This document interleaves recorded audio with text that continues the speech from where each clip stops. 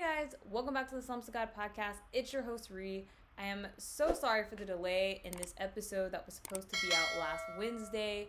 I recorded the whole thing, but then it turned out that the sound was not good. Like, it wasn't even halfway okay, because I do have videos up from my first days when I was recording with my iPhone where the sound comes in and out, and it sounds pretty bad, but like you can actually hear it and understand it. And so I just gave up and went ahead and put them out there. This was just like even worse than that. So I wanted to redo it and give you guys a good quality video. Also, it's one thing to have bad videos when you first start out and bad sound when you first start with something. It's something totally different after you've been doing it for almost a year. So I wanted to make sure that you guys had good sound. Hopefully this setup is better and I have fixed all the problems. I have done some testing, so hopefully this is good. But I wanted to go back and do this episode, and then I will post it. It will be late, of course. So without further ado, this episode is about how much we talk and the way that we communicate and how that changes from culture to culture, and the importance of thinking about it. It was actually inspired by my own personal issues with communication and my own personal issues with talking too much, but also a book that I read that some of my friends suggested to me to help me with this issue. Okay. So this is a book that a lot of my friends suggested I should read. It's called Keep It Shut. It is by a woman named Karen Eman. I'm sorry, Karen. I may have butchered your name. And the byline of it is what to say, how to say it, and when to say absolutely nothing at all. And so I started reading this book at the request of my friends, and it's not like a super thick book. It's fairly innocuous, but it did take me a whole year to get through this book. It's not really like an exciting read, and a lot of the stuff, arguably, it is like common sense, common knowledge. Like a lot of the things that she said, I already knew, but I did need the reminder. I am very glad I read the book because I did need the reminder. Some things you know, but you need somebody to tell you over and over and be like, hey, by the way, you do this. You talk too much. You don't listen well. You interrupt people. You take, you don't think before you speak, or you say things out of anger or out of jealousy or out of whatever. And this is the ramifications. So it was a great thing to read. I did take notes on it as I was reading. So I do want to show, for those of you who are viewing on YouTube, some of the notes and go over a little bit about what was in the book before I go into the broader topic. This will be pretty short because, of course, those of you listening on regular channels will not actually be able to watch the notes. So this, but anyway, for those who are looking on YouTube, just an FYI, I didn't really intend to be showing these notes to people. That's why you will see things like highlighter yellow in the text, and you probably won't be able to read it. But I did keep notes each chapter, and each chapter had a theme. So like the first theme was called From Sparks to Raging Fire, the awful power of the tongue, and it went into basically the power of the tongue. It went through a lot of the Bible verses that talk about the power of the tongue, reminding you why it's important. And that's one of the things that I really liked about the book, is that it tied all of this into faith, right? It's not just about, the simplistics of communication and being a better person in general, but it's also something that is required of us by God. We will be held accountable for the words that we say. And so within the text, she talked about the fact, about how we argue and just like a lot of things. One of the things I wrote from the second chapter that I really liked was, be gracious. Don't say something permanently painful because you're temporarily ticked off. That was a quote from the book that I really, really liked, and that I'm trying to keep in mind with me, because I am one of those people who has a short fuse, and when you're angry, it is very easy to say something that you don't necessarily mean. Like, you mean it in the moment, but you really don't mean it. But it can permanently scar somebody, permanently upset someone. And so I definitely wanted to highlight that little tidbit from the book. Another thing she talked about was listening, which we're going to talk about today a lot, and not being so quick to fill every gap of silence in a conversation. That was something that I really, I don't know, like, I feel like I'm okay with silence, but I have found that in conversations, when I have an opinion, sometimes I don't think as quickly. I don't think and slow down and wait to hear other people's opinions. There's like a rush to say what you have to say, especially if it's a strong opinion. It just kind of comes out. And that actually happened to me just yesterday. I don't know when I'm going to try to get this up today as I record it, but yesterday was Saturday. So I had a situation where I was in a Sabbath school class, and we were talking. And the way our Sabbath school classes work, we generally just share our opinions. And sometimes, like, we all have a tendency to kind of jump over each other. And we've all kind of been taking an effort to try to step back and, like, use the raise your hand feature in Zoom and stuff like that. But in general, it's just a discussion. So a question is posed and people discuss it. And yesterday, someone asked a question, but before they asked the question, they presented a scenario, and before they presented the scenario, they specifically said that they wanted the guys in the class to give their opinion. So the way it went is they say, hey, I want to get the guys' opinion on this. Then they presented a scenario, and then they asked a question. By the time they got to the question, I had forgotten that they were actually, they wanted the guys' opinion primarily. And because I had a thought on what they said, like, I started to speak, and they're like, hey, like, I was asking for the guys' opinion. I was like, oh, my bad.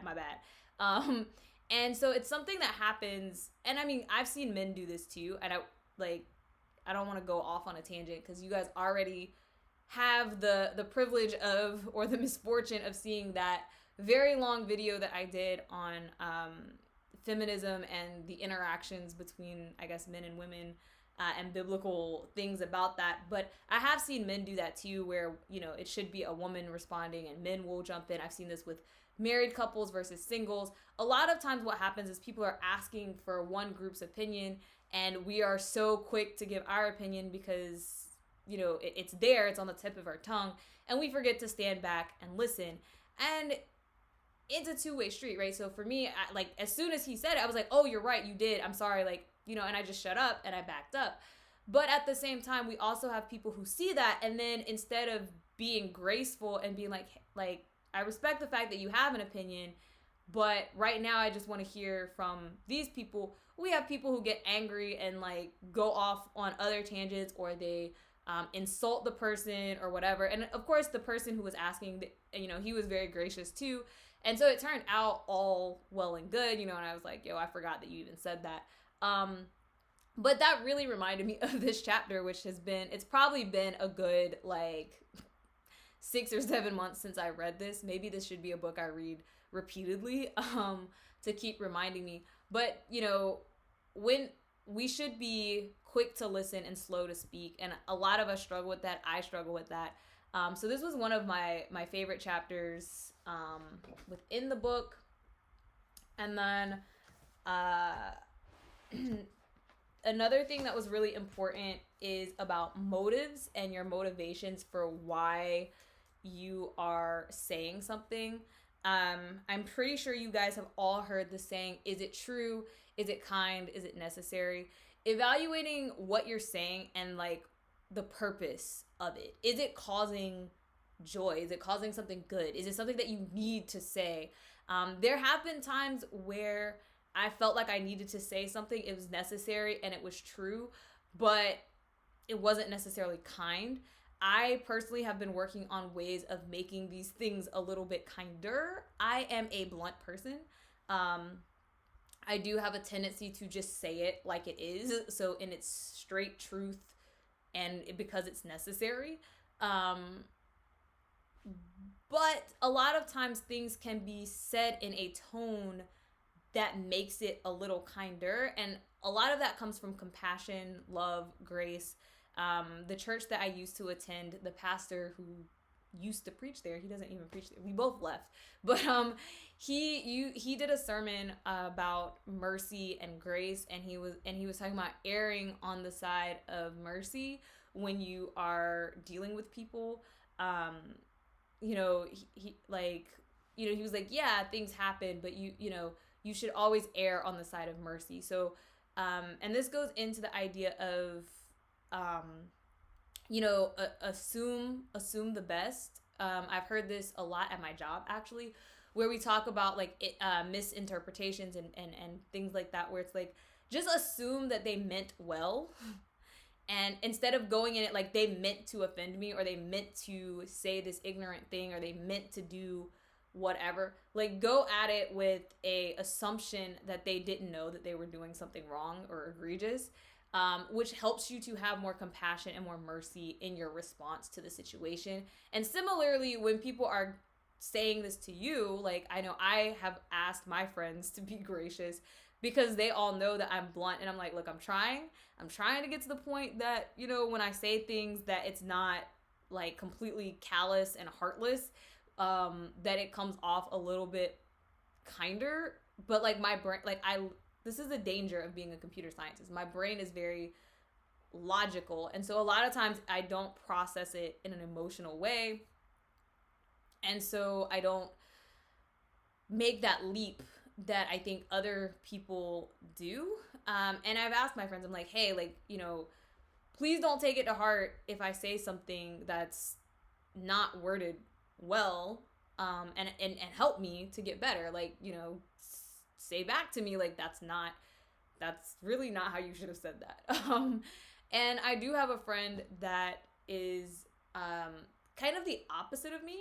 I would say that she thinks a lot more emotionally, and I think a lot more logically. And together, again, this is why God created people differently. This is why he put us together and expects us to form friendships and bonds with people who are diverse from ourselves. I talk to her all the time. Like when I'm about to say something, I almost always run it by her, and I'm like, is this heartless? And, she will also talk to me, and she'll be like, am I being too emotional about this? Is there something? And I'll be like, look, logically, this is what you should do, right? And so together we form this balance, right? Like we're trying to balance each other out so that I'm not just spouting off the bluntest thing ever, and she is able to put up some boundaries and not feel bad about things that she shouldn't feel bad about. And so I think this was a very, very important chapter within that book. And I kind of skipped over a lot of it, but just, is it true? Is it kind? Is it necessary? I think covers most of it, but essentially just check your motivations. Why are you saying it? And, should you actually be saying it? Okay. So it definitely wouldn't be a book about our speech in 2021 if it did not go over our textual speech, right? On the phones, on the internet, on the interwebs, right? Like my generation, the younger generation, we do a lot of our communication via text. It's not necessarily verbal, but our written communication is the same. And it's actually more dangerous because, number one, tone gets lost. We have emojis. Emojis are great. They help. But a lot of times, you read it and you put your own interpretation on it, and you think that it was angry or it was whatever, and you get a little upset. Right? Like, we've all been in that situation where things just go awry. You also have the issue of like the anonymity. People on Facebook will say things, and you're like, you would never say that in person to somebody. You would never say that to somebody's face. Why would you type that? That's so horrible. I saw this literally yesterday. I was watching a sermon, and I didn't agree with everything that was being said. It was a panel, and most of the people on the panel had sentiments that I didn't agree with. And you could see in the comment section, it was a live stream, so they had like the comment section streaming on YouTube, and you could see a lot of people were in disagreement, but some of the people were so rude. They were so rude about the fact that they didn't agree. And at one point, somebody actually insulted the pastor's wife. Like, the pastor's wife really wasn't saying that much. She was just sitting beside the pastor, and like they literally went in and they were insulting her appearance. They were, and I was like, why would you do that? If you were literally standing in front of this person, would you be saying the things that you are typing in this chat? And that's a lot of what one of the chapters in this book talked about, and I appreciated it. Again, it was something that I feel like should be common sense in the spite of this theme of common knowledge, right? It should be common knowledge, but we often forget in the moment. It's very easy to lose yourself. I would wager that we should be imagining a real person every time we do something electronically. So I did want to highlight that.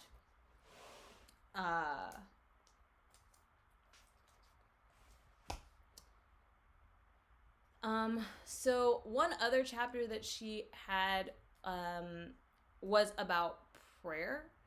And this was probably the chapter that I don't know, I guess I learned the most. It was the most that I didn't really think about.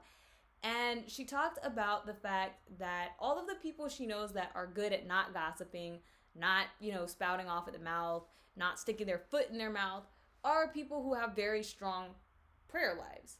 Now, when I think about it, most of the time I do pray regularly. I don't think there's a day that I don't pray. I mean, some days I pray more than others. Some days I have longer prayers than others. Sometimes I fall asleep praying. But I wouldn't say that I've ever really had a period where I was just like, I haven't prayed in like a month or something like that. And so when I first started reading it, I was just like, I don't know. I don't really know, because I pray and I still be saying some things that I should not say. But I did make the connection that the people I hang around with, right? So the influences around you, the movies that I watch, the music I listen to, even like the YouTube videos, like, am I watching videos that are for edification purposes, or am I just watching trash, right? You have a whole range of things you can watch on video. You can watch like vloggers, you can watch history videos, you can watch I like to watch a lot of like vegan chefs and to find new recipes.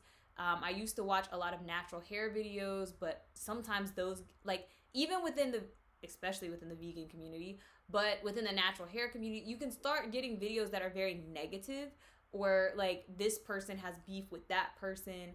Then you also, like, I used to watch some of the shows, like maybe like The Real, or what's the other one? I forgot the name of the other one. It's the one with Whoopi Goldberg on it.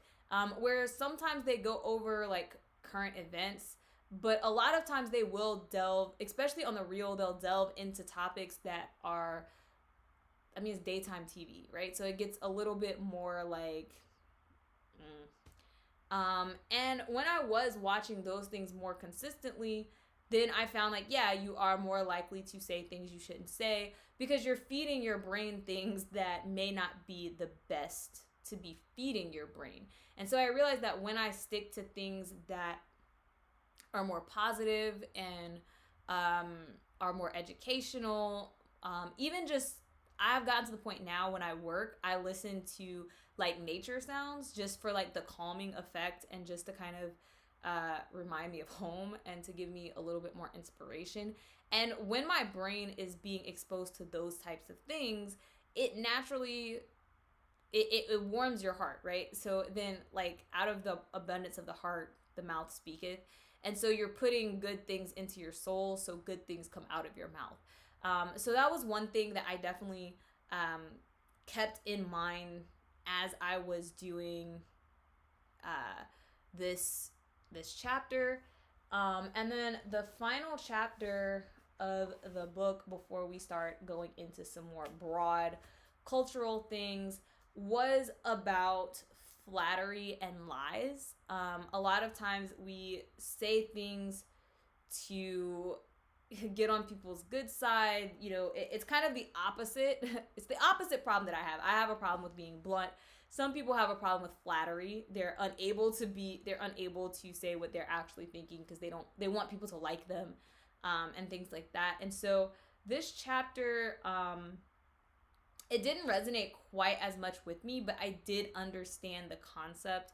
And in some cases, I probably have done this, or I've probably thought about it, but it definitely went into a lot of those topics. So overall, it was a great book. I highly recommend, particularly if you are a Christian woman and you would like to do a little bit of work on yourself and your tongue. Just a reminder, it's called Keep It Shut: What to Say, When to Say It, and When to Say Nothing at All. And it's by Karen Eman something. So it's definitely a good read. Now, what I really want to bring out today, in addition to what I just said, all of this applies to everyone, but I wanted to point out how these things change as we move from culture to culture. Communication is a human thing. So it's been something that has been happening in every culture. Every religion has some way of communicating within the religion and with other people.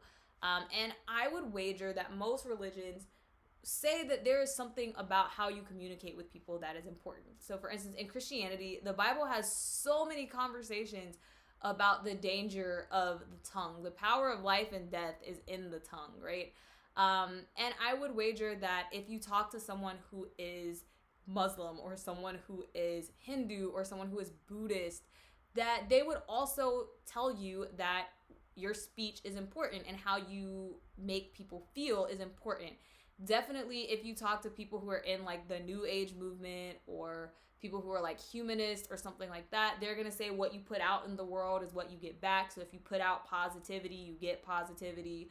But even if you talk to somebody who's an atheist or an agnostic, they're probably also going to say that it's important that you communicate well and that it's important that you don't go around just intentionally hurting people's feelings and saying outrageous things. But we all do it. We all end up saying things that hurt people. And what I've found is the place where I tend to see things go awry is when we start going across lines of diversity, different identities, whether it's gender identities, whether it is racial identities, whether it's religious identities, cultural differences, like I'm from the South, you're from the North, whether it is like whole country differences, like being in America versus being in England or being in Haiti or being in, I don't know, I'm just naming random countries. But what happens is because we have a different way of communicating, because we have different levels of respect for whom we're communicating to, I'm being honest, we have a tendency to say things that maybe we shouldn't say. In some cases, it's completely accidental. I was in a Clubhouse chat probably like 6 months ago. This is like the last time I ever went into a Clubhouse chat. But there was an issue where a young man said something. I don't really remember what he was I don't remember what the conversation was supposed to be about. But he said something, and a young woman in the room was highly offended by what he said, and she started to voice her offense, and she was saying that he was being ableist, and she lashed into him. She was livid about whatever it was that he had said. And as a person sitting in the room who by nature of trying to be a decent human being, I would never want to be an ableist. For those who are unfamiliar, Um, ableism is basically discrimination or prejudices against people who have disabilities, whether they be physical disabilities or cognitive disabilities, anything like that. I'm not even sure if some things would be actually be considered a disability. But I had never heard the word ableism before until she said it. And I had another friend that was in the room, and I was texting this friend on the side, and I was just like, what is happening? What is happening? And in that room, there was a lot of ignorance. And when I say ignorance, I don't mean it in a negative way. I don't mean it in a you're stupid type of a way. I mean, like, we just didn't know. Like, I was completely baffled by what was the problem. And because she was so angry and passionate, she never actually addressed why the statement was ableist.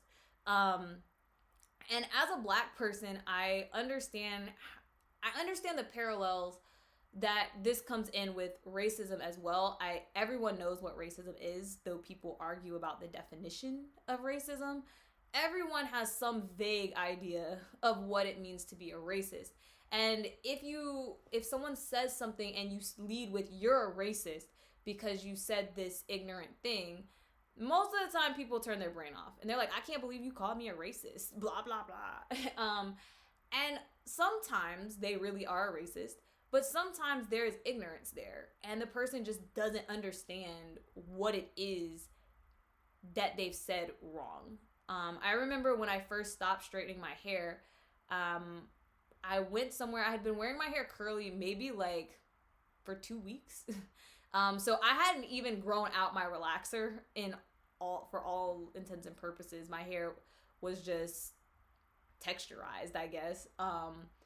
But one of the students that was in grad school with me said something along the lines of, oh, I liked your hair better straight. Now, I could have gotten angry and been like, you're a racist, blah, blah, blah. And granted, I probably still could have said something a little more graceful in the situation, but my response was, that's very Eurocentric of you. And it led to a conversation where I was explaining to him, like, my hair does not grow out of my head straight. So what you have just said to me is that you like me better when I am conforming to a Eurocentric standard of beauty and when I am altering the body and the hair that God gave me. You're saying you don't like my hair the way it naturally grows out of my head. And when I repeated it to him in that way, like, he was like, no, that's not what I'm saying. Oh my goodness. He's like, no, I didn't know that. Like, when I met you, you had straight hair, so I always saw you with straight hair, and I didn't even think about it like that. And he was completely shooketh that he had said something that bad, right? And, you know, it never happened again, right?